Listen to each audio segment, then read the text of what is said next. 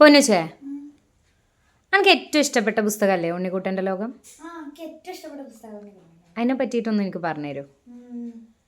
എന്താണ് എനിക്ക് അതിൽ ഇഷ്ടപ്പെടാൻ കാരണം? ആരെഴുതിയതാണ്? നന്ദനാർ എഴുതിയ പുസ്തകമാണ് ഉണ്ണിക്കുട്ടൻ്റെ ലോകം.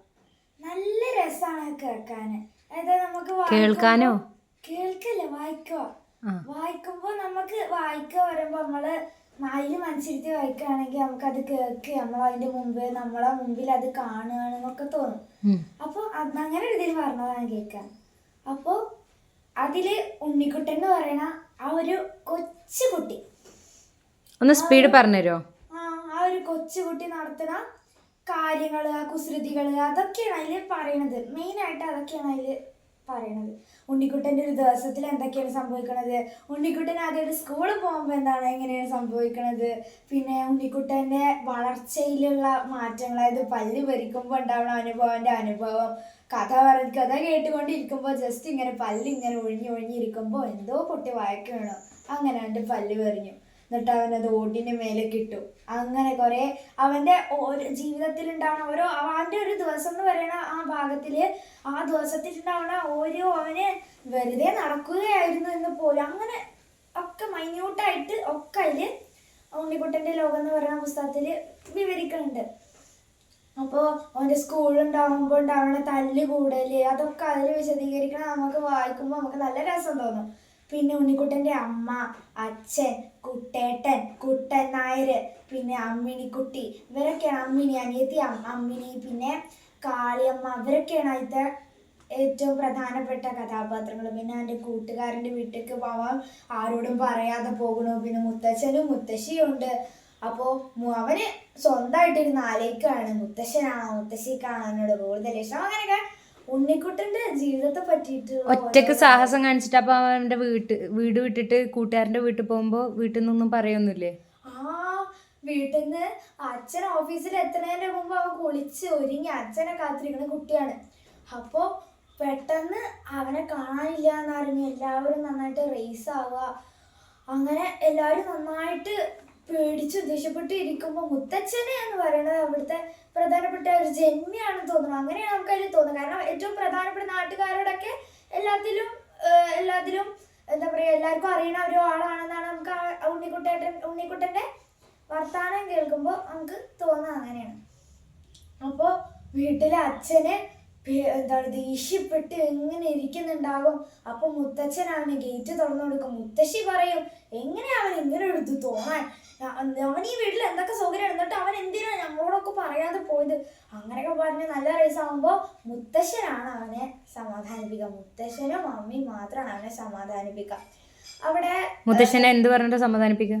മുത്തശ്ശൻ പറയോ, കുട്ടി പേടിക്കണ്ടേ, കുട്ടിയോട് ഇങ്ങനെ ചൂടാവാതെ, അങ്ങനെയൊക്കെ പറഞ്ഞ് അവനെ ഒന്ന് അവന്റെ കൂടെ നിൽക്കും. അപ്പൊ നമുക്കും തോന്നും, ഉണ്ണിക്കുട്ടനൊന്നും പറയണ്ട, അവന്റെ കൂട്ടുകാരന്റെ വീട്ടിൽ പോയതല്ലേ നമുക്ക് കൂടി തോന്നി പോകും. നമുക്കത് നന്നായിട്ട് നമുക്ക് നല്ലോണം മനസ്സിലാകുന്ന രൂപത്തിലാണ് നന്ദനാർ അതിൽ ഓരോ ഭാഗം നന്നായിട്ട് എഴുതിയിട്ടില്ല. നമുക്ക് കുട്ടികളെ ഇഷ്ടമുള്ള എല്ലാവർക്കും ആ ബുക്ക് ഇഷ്ടമാവും. കാരണം കുട്ടികളെ പറ്റിയിട്ട് കുട്ടികളെ കുറിച്ച് മൈന്യൂട്ടായിട്ട് എല്ലാം നോക്കിക്കാണുന്ന ഒരാൾക്കാണ് അത് എഴുതാൻ പറ്റുള്ളൂ. ഇപ്പോൾ ഉണ്ണിക്കുട്ടൻ ഒരു ദിവസം മേത്ത് എണ്ണയൊക്കെ തേച്ച് അമ്മനെ കൊണ്ട് എണ്ണയൊക്കെ തേപ്പിച്ച് അവിടെ നിൽക്കുമ്പോൾ ഒരു എണ്ണ വിൽപ്പനക്കാരൻ വരികയാണ്. അവിടുത്തെ ഒരു എന്താ പറയാ, അവിടെ അധികം വരുന്ന പോപ്പുലർ ആയിട്ടുള്ള ഒരാളാണ് ഈ എണ്ണ വിൽപ്പനക്കാരൻ. അപ്പോൾ ഈ എണ്ണ വിൽപ്പനക്കാരൻ പറയും, അയ്യേ എൻ്റെ കുട്ടിയെ നിനക്ക് നാണല്ലേ എന്ന് പറയും. അപ്പൊ നാണൻ എന്താണെന്ന് കൂടി അറിയാത്ത അവന് നാണം എന്താണെന്ന് ആലോചിച്ചിട്ട് നാണം വരും. അങ്ങനെയൊക്കെയുള്ള കുറെ രസകരമായിട്ടുള്ള സംഭവങ്ങളും അതിൽ കൊടുത്തിട്ടുണ്ട്. പിന്നെ അമ്മിണി എപ്പോഴും കരയും, തൊട്ടാലോ അവൾക്ക് എന്താവശ്യം സാധിക്കുകയാണെങ്കിലും അവള് കരയും. അങ്ങനെ കരയുന്നത് ഉണ്ണിക്കുട്ടന് ഇഷ്ടമല്ല. അങ്ങനെ അവരുടെ ആ ഒരു ജീവിതത്തിലുള്ള അനുഭവങ്ങളും അതൊക്കെയാണ് ഉണ്ണിക്കുട്ടനാണ് അതിലത്തെ കേന്ദ്ര കഥാപാത്രം. ഉണ്ണിക്കുട്ടൻ്റെ ചിന്തകള്, ഉണ്ണിക്കുട്ടൻ ഇപ്പോൾ വെറുതെ ഇരിക്കുമ്പോൾ എന്ത് ചെയ്യുന്ന ആലോചിക്കുമ്പോൾ അവിടെ കിണറ്റുമ്പക്കത്തിരിക്കണ ചെമ്പില് ഓല ആരുമില്ലാത്ത നേരം നോക്കി ഓല കീറി അതിൻ്റെ ഉള്ളിലേക്കിട്ട് ചെമ്പിൻ്റെ കയ്യിലുണ്ട് ഇളക്കി ആരും കാണാത്ത നേരത്ത്. പിന്നെ രസകരമായൊരു സംഭവം കൂടി പറയട്ടെ. അവന് ഒരു ദിവസം അവിടെ കിണറ്റുമ്പക്കത്ത് കളിക്കുമ്പോൾ അവന്റെ വീട്ടിൽ കുറെ എന്താ പറയാ തേക്കിന്റെ ഇളം കതിരുകളുണ്ട്. അപ്പം അതിന്റെ ഇളം ഇലകൾ എടുത്ത് പിരിച്ചിട്ട് കണ്ണിലൊറ്റിച്ച് കഴിഞ്ഞാൽ നമ്മുടെ കണ്ണുകൂടി ചോക്കും. അങ്ങനെ അവരുടെ വീട്ടിക്ക് കഥകളിയും അതും ഇതൊക്കെ കളിക്കുന്ന ആൾക്കാർ വന്നിട്ട് അതൊക്കെ പറിച്ചു കൊണ്ടുപോകാറുണ്ട്. ഓട്ടം തുള്ളൽ കളിക്കുന്ന ആൾക്കാർ. അപ്പൊ അവൻ അത് കുറേ എടുത്ത് വെള്ളത്തിൽ ചാലിച്ച് തന്റെ മുഖം കഴുകുമ്പോഴാണ് അമ്മ വരിക. അമ്മ നെറ്റിയിൽ അവനെ കയ്യിലെടുത്ത് നിൽക്കണ്ടാവും, കയ്യിലെടുത്ത് നിൽക്കണ്ടാവും. അപ്പൊ അവന്റെ മുഖത്ത് കൂടെ ഒക്കെ ഒഴുകണ ചോര. അങ്ങനെ അമ്മ പേടിച്ചോടി വരും. അങ്ങനത്തെ രസകരമായ കുഞ്ഞു കുസൃതികളും വികൃതികളും ഒക്കെ വളരെ നല്ല മനോഹരമായിട്ടുള്ള ഭാഷയിലാണ് നന്ദനാർ അതിൽ വിശേഷിപ്പിച്ചത്. നല്ല ഇഷ്ടമുള്ള ബുക്കാണ് എനിക്കത്. വേറെ ഏത് പുസ്തകം എനിക്കിഷ്ടം? വേറെ അലാവുദ്ദീൻ്റെ അത്ഭുതവിളക്ക്, കുഞ്ഞുണ്ണിയുടെ യാത്രാ പുസ്തകം, പിന്നെ എൻ്റെ കയ്യിലിരിക്കുന്ന അരീതയുടെ ആട്ടിൻകുട്ടി, പിന്നെ മിഠായിപ്പൊതി, പിന്നെ നെയ്പായസം പറയുന്ന കഥ ചെറുകഥയല്ല, മാധവിക്കുട്ടിയുടെ ചെറുകഥയല്ല, സുമംഗല രചിച്ചിട്ടുള്ള നെയ്പായസം എന്നുള്ള കുറച്ച് കഥകളുടെ ഒരു സമാഹാരമാണ്. പിന്നെ അങ്ങനെ കുറേ പുസ്തകങ്ങൾ ഇഷ്ടമാണ്. ഈ പുസ്തകം ഇഷ്ടപ്പെടാൻ കാരണം അതിൽ ഉണ്ണിക്കുട്ടനാണ്. അങ്ങനെയല്ല, ഒരു കൊച്ചു കുട്ടികള് ഉണ്ടാവുന്ന കുസൃതികള്, അവരുടെ ചിന്ത അതൊക്കെ വിശദീകരിക്കണം. പിന്നെ ഉണ്ണിക്കുട്ടന്റെ ചിന്ത പറയണത് പല വിധത്തിലാണ്. അതായത് അവന് വെറുതെ വടി കയ്യിലെടുത്തപ്പോ അമ്മിണി അറിയാതെ അവിടെ എന്തോ ആലോചിച്ച് കരഞ്ഞു. അതിന് ആ വടി ഉപയോഗിച്ച് എന്റെ മുത്തശ്ശിയുടെ അടുത്തുനിന്ന് അവന് ചീത്ത കേട്ടു. വടി കൊണ്ട് അമ്മിണിനെ തല്ലിന്നാ വിചാരിച്ചു. അങ്ങനെ അപ്പൊ മുത്തശ്ശിക്ക് തന്നെ ഇഷ്ടമുള്ളതാണ് ഉണ്ണിക്കുട്ടന്റെ വിചാരം. അച്ഛനും അമ്മയ്ക്കും ഒക്കെ ഉണ്ണിക്കുട്ടനെ ഇഷ്ടമാണ് എന്നുള്ളത് അവർക്ക് മാത്രമേ അറിയുള്ളൂ. പിന്നെ കുട്ടേട്ടനും അവനും നമ്മളുണ്ടാവുന്ന തല്ലില് അച്ഛൻ അവരെ അടിക്കും മുട്ടിനു. കുട്ടേട്ടാ തന്നെ ഞാൻ അടിക്കും എന്ന് പറയുമ്പോ ഉണ്ണിക്കുട്ടന് സന്തോഷം തോന്നും. പിന്നെ ഉണ്ണിക്കുട്ടനെ വശീകരിക്കാൻ വേണ്ടിയിട്ട് മഴ പെയ്യുകയാണെങ്കിൽ വിളക്ക് സന്ധ്യാദീപം കത്തിച്ച് വെക്കുമ്പോൾ അതിൽ കത്തിക്കാൻ വേണ്ടി എന്താ പറയാ, ഈ സാധനം കൊണ്ട് പേപ്പർ കൊണ്ട് ബോട്ട് ഉണ്ടാക്കി അവന്റെ കയ്യിൽ കൊടുക്കും. അപ്പൊ പറയും കുട്ടേട്ടൻ നല്ല ഏട്ടനൊക്കെ തന്നെയല്ലേ, അങ്ങനെ മനസ്സിൽ വിചാരിക്കും. പിന്നെ കാളിയമ്മ ചുന്ദരിക്കുട്ടീന്ന് വിളിക്കും, ചുന്ദരിക്കുട്ടാന്ന് വിളിച്ചു, ചുന്ദരക്കുട്ട.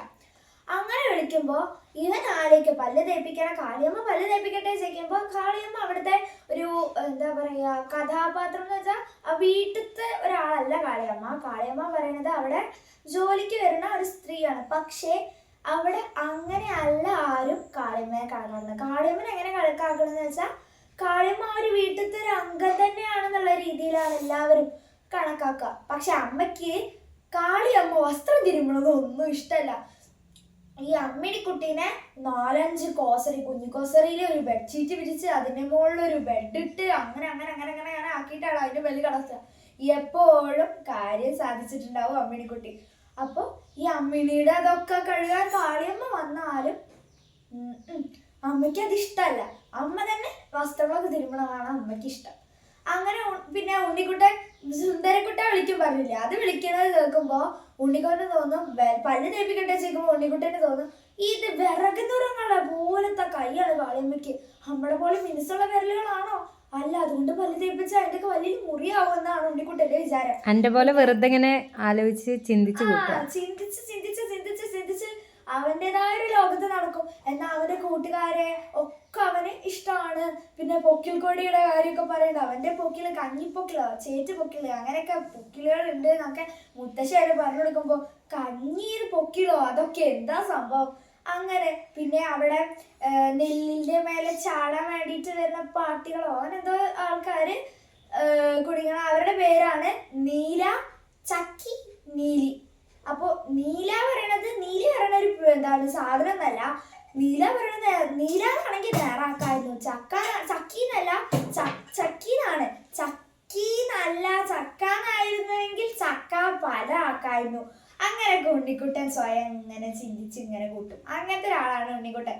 അപ്പോൾ എനിക്ക് അങ്ങനെയൊക്കെ ആകുമ്പോൾ നല്ല ഇഷ്ടമാണ്. പിന്നെ സുന്ദരക്കുട്ടാന്ന് വിളിക്കുമ്പോൾ അമ്മിണിക്കുട്ടിക്ക് പോലും എന്നെ സുന്ദരി കുട്ടീന്ന് നേരെ പറയാൻ വെക്കോ. പക്ഷെ ആ കാളിയമ്മയ്ക്ക് എന്തത് പറയാൻ കഴിയാത്തതാണോ എന്നാണ് ഉണ്ണിക്കുട്ടൻ്റെ വിചാരം. അങ്ങനെയൊക്കെയുള്ള കൊച്ചു ഇതൊക്കെ നമുക്ക് നല്ല ഇഷ്ടമാണ്. അങ്ങനെ എനിക്ക് ഉണ്ണിക്കുട്ടൻ്റെ ലോകം ഇങ്ങനെ നല്ല ഇഷ്ടമായത്. കാരണം ഉണ്ണിക്കുട്ടനെ നടത്തുന്ന ഓരോ ഇതോളൊക്കെയാണല്ലോ പറയണത്. അപ്പൊ അത് നല്ല രസത്തിൽ നമുക്ക് ഇഷ്ടമാവും. എനിക്ക് നല്ല ഇഷ്ടമാവും ഉണ്ണിക്കുട്ടൻ.